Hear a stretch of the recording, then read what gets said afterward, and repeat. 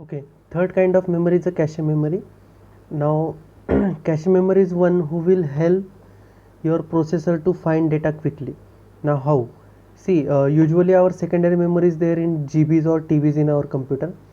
So, what your computer does when it finds particular data, so address of that data will be stored in a temporary memory, so that next time same data when next time same data is required, from that temporary memory it will take the address directly and it will go. Usually computer need to find that data in a secondary memory, and GBs or TBs of memory is a huge memory, right? So cache memory will help to store the addresses, means temporarily. Okay, so using this memory, computer means if data is repeatedly required, this memory will help you to get address directly, no need to find every time. Fourth one is the registers. Now if you remember, we have learned one rule of the computer. The computer never performs operation on the actual data, right? It makes the copy of data and then it performs the operation. So registers are the memories where those temporary copies are made by the computer. So whatever data stored in a secondary memory, its copy will be made in a registers, and on registers operations will be performed by the computer. Now when operation is completed, the answer will be available in register itself. So computer will confirm that key answer is correct or not. If it is correct, then it will be stored back to the memory. Then fourth is timers. Now timers are there for counting. So the primary task of timers are counting. So means whenever you are writing any program and you are initializing the counter, maybe for loops, in loops we give counters usually. So those counters, that counting will not be done by the processor, as processor is the most important part, and it performs only important tasks. So it will not do the counting whatever time counter you have set. So that counting will be done by the timer, and other task done by the timer is maintaining the system clock. Okay, now to maintain the system clock, there are few small programs present in the timer, and those will be continuously being executed. So timer, it is there for counting. Next important hardware present in the system is input output ports. So input output ports are required for peripherals. Now peripherals are the devices which are externally connected to your computer. Means if you see the CPU, whatever things externally connected to CPU, they are the peripherals. Now if your peripheral is suppose monitor, screen, so it is the output device to the computer, because the computer is sending some signal and those signals are displayed by the monitor or screen. Keyboard is the input device, because keyboard is used to give input to the computer. If we take example of pen drive is the input output device. You can store data from pen drive to memory or memory to pen drive, right? So it is the input output device. So all these devices, peripherals, they are connected to computer through ports. Okay, like nowadays we are having universal ports, USB ports, right? So all these devices are connected to computer through ports. So those are the input output ports. Next are the communication ports. The best example I can give is port used for LAN wire. So if you want to connect LAN wire to your computer, there is a special port present in the system or CPU. So we can use that port, or there is a separate hardware present for Bluetooth or Wi-Fi. Okay, they are the communication ports. And interconnection buses. So we have three buses in our system: address bus, data bus, and a control bus. We will talk about that in detail. Before going to that,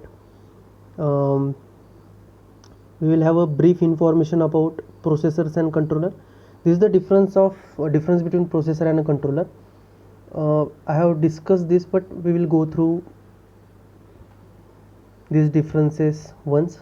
First difference: processor is multipurpose, controller is there for specific use. Microprocessor contains CPU. CPU is central processing unit, who is having something called ALU, arithmetic and logical unit, who performs all arithmetic and logical operations. In microcontroller, it contains CPU and many other peripheral devices. Now CPU present in a microcontroller will not be smart as the CPU present in the processor. Now as CPU present in a processor is a smarter one, it is costly compared to the microcontroller. So third difference: processor is costly and microcontroller it is having cost, but compared to processor it is very cheap. Microprocessor is having a high clock speed. Clock speed means the processing speed. We will talk about processing speed in detail further. So currently you just remember clock speed means processing speed. So microprocessor is having higher clock speed.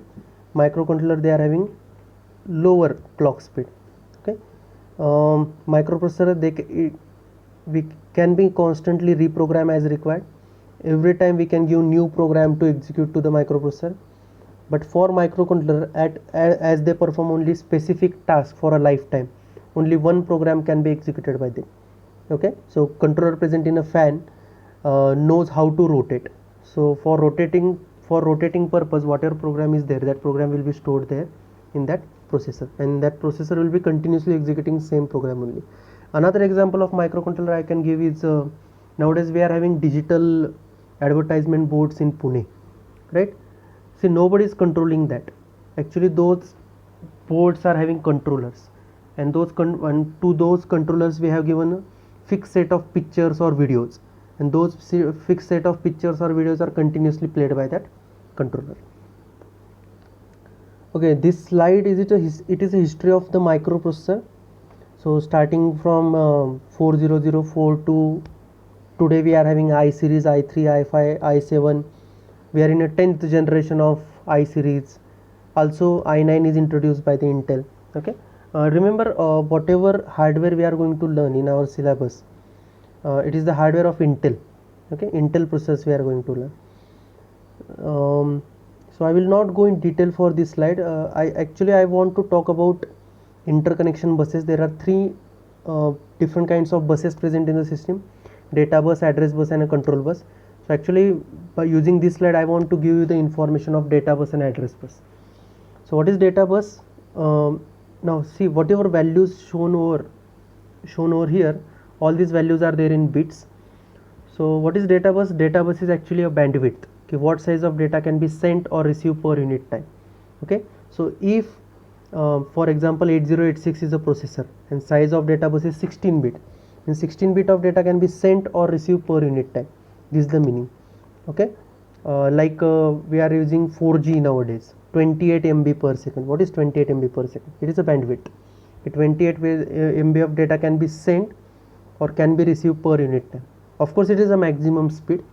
We never get that speed because of multiple users present in same area, but this is the maximum speed. It is a bandwidth. So every processor will have a bandwidth. Okay, and address bus, it is used to tell you what size of physical memory is supported by the system. Now what is physical memory? Meaning of physical memory is RAM. What size of RAM is supported by your system? So again we will take example of 8086. If size of address bus is 20 bit, 2 raised to 20 is 1 MB, so you can have 1 MB of RAM.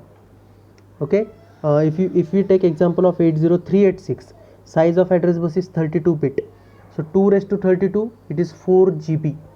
Means actually from processor 80386 we can have a 4 GB of RAM. Okay, and you can see 80386 was the processor introduced in 1986. Means from 86 it is possible to have a 4 GB of RAM. Now also majority of times we use 4 GB of RAM. Okay, if you see the I series last entry from the table, the size of address bus is minimum 40 bit. It is not a 40 bit, it is minimum 40 bit. There are few versions who support 42 bit, then 44 bit and all. So when you increase the size of the address bus, size of RAM will be increased. But see, although our I series can have 1 TB of a RAM, but or maybe more than that, but we do not take 1 TB RAM or 64 TB or 128 TB RAM in our laptop. Means if we try to take, the cost of laptop will go, means it will increase, right? So according to our use we choose size of the RAM. Okay, so what I want to tell you ki data bus will tell you the bandwidth, what size of data can be sent, received per unit time, and address bus will tell you what size of physical memory, what size of RAM you can have. And do remember, processing speed completely depends on the RAM. Larger the size of RAM, more number of programs can be executed on the same time, and more number of programs can be executed on the same time means multiple tasks can be executed on the same time, and multiple tasks can be done in a less time maybe. Okay, so processing time is calculated using that, execution speed. Okay, we will talk about this in detail when we go further in the syllabus. It is just an introduction part, just try to understand the basics from that. Okay, third kind of bus is a control bus. It is used for the communication purpose. So there are different devices present in the system. For example, if we take an example of smartphone, in smartphone there will be multiple applications given by the manufacturer, the company who has made that smartphone, right? But from means apart from all those applications, there is one more compulsory application, which is setting. Now using setting application, you can make setting of all remaining applications present in the smartphone, right? So same thing in computer also, there is one processor, multiple controllers, so all different kind of devices are present. So when different kind of devices are means different kind of devices come together, they are fixed in a single box, you must have a control unit to control the operations and for communication purpose, right? So control bus is used for that communication purpose. So communication happening in a processor, controller, or different memories and all, everything will be done through control bus. Okay, and the messages exchanged through that, they are called as a control messages. There are two more basic terms you should understand before we go to actual content. The definitions are computer organization, or terms are computer organization and computer architecture. So computer architecture is a visible part present in a computer, and computer organization is an invisible part. Now what is meaning of visible and invisible? I will give you one example. When first generation of smartphones were introduced, those smartphones were not having a front camera, only back camera was there, because use of camera is to capture the pictures. Okay, now what they thought, means when first generation of smartphones were introduced, what they thought ki we can have a video call using smartphone. So in the second generation of smartphone, they have installed a front camera in a smartphone. Now that front camera means it is there for video call, actually it is not there for selfie, but means first time when front camera was installed in a smartphone, it was there for video call, and it was a very simple camera like a VGA camera, which was sufficient for having a video call, right? But after that, means manufacturers, the companies who are making smartphones, they have realized that people are taking photos using front camera. So they have made changes in smartphones, and nowadays we are having smart front camera than the back camera, right? So what we should understand from this, see, to give the feature called video calling, okay, to have a video calling from smartphone, you should have a front camera. Means feature, see, it is an invisible thing. So to add the invisible thing to the system, we need to make some visible changes, means we need to add the front camera. So meaning of computer and organization is features, and meaning of computer architecture is the hardware changes we have made in our computer to support those features, right? So what is meaning of these two terms combined together? To add the feature in a computer, we need to make some architectural changes, right? So we will be learning all those things in detail when we go further, and also in the second semester in subject called microprocessor, in third year in subject called computer organization and architecture. So we will learn all those things there. So currently you just remember these two terms. Yeah, that's it. These are the basics I want you people to know.